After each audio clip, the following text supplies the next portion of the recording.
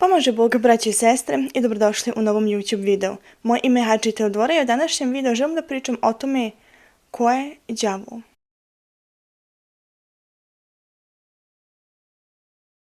On se može nazivati još vrag, Sotona, Satanael, Lucifer, ali to je u suštini jedno te isto čudovište. To je Božje stvorenje, anđeo, otpadnik, bogoodstupnik iz Starog zavjeta, uzročnik pada čovječanstva u grijeh. Po hrišćanskom ubjeđenju njegove moći su najveće tamo gdje su se ljudi najviše udaljili od Boga, te ih on može vezivati i koristiti za sebe i svoje poslove bez njihove volje.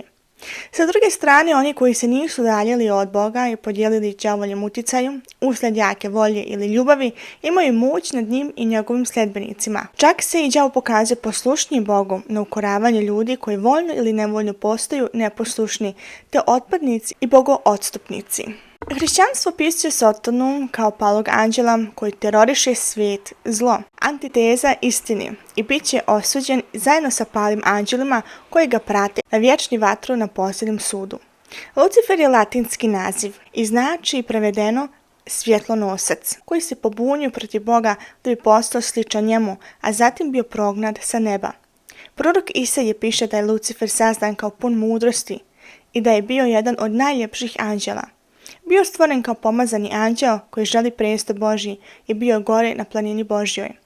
Kasnije je započeo svoju mudrost zbog svoje slave, kako pade s neba zvijezda danice, kćeri Zorina, kako se obori na zemlju koji si ga gazio narode. A govorio si u srcu svom, izaći ću na nebo, više zvijezda Božjih podignući presto svoj i sješće na gori zbornoj na strani sjevernoj. Izaći ću na visine nad oblake, izjednačit ću se sa višnjim, a ti se upakao svrže u dubinu grobnu. Prorok Isaije nam otkriva da je Lucifer Satana, anđeo koji je izbačen sa nebesa jer je želeo da zauzme presto Božje moći.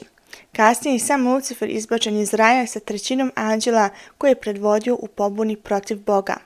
Tako nastaje termin pali anđeo. Također se u hrišćanstvu naziva đavo i Sotona.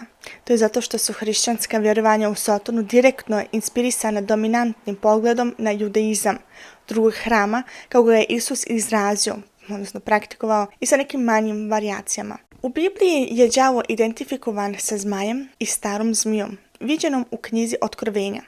Kao što je princ ovog svijeta u Evanđelju po Jovanu i duh koji sada djeluje u djeci neposlušnosti u poslanici Efascima i Bog ovoga svijeta u Korinčanima. Najviše anđeli o kome smo ranije govorili su pali zbog gordosti i jer su tražili da budu slavljeni isto kao Bog. Od najsvjetlijeg i briljantnog bića anđeo postao najcrniji đavo i neprijatelj ljudi. On je u paklu gdje gori zauvijek. Kada čujemo riječ đavo, govorimo o onome koji je nekada bio prvi među anđelima. On je taj koji navodi ljude na gordost, ubistvo, krađu. On može da uđe u mrtvu osobu i da izgleda kao da je ta osoba oživjela, a mi to nazivamo duhom. On može i da uđe u živog čovjeka, može da uzme lik Hristov, Bogorodicim, svitaca i da lepti i da kaže da čini čuda. Đavo je taj koji ulazi u čovjeka i čini ga demotskim, posjednutim i epileptičnim. Ovo vam je u jednom kratkom videu objašnjeno šta je to đavo. Vidimo se u sljedećem videu. S Bogom, amin.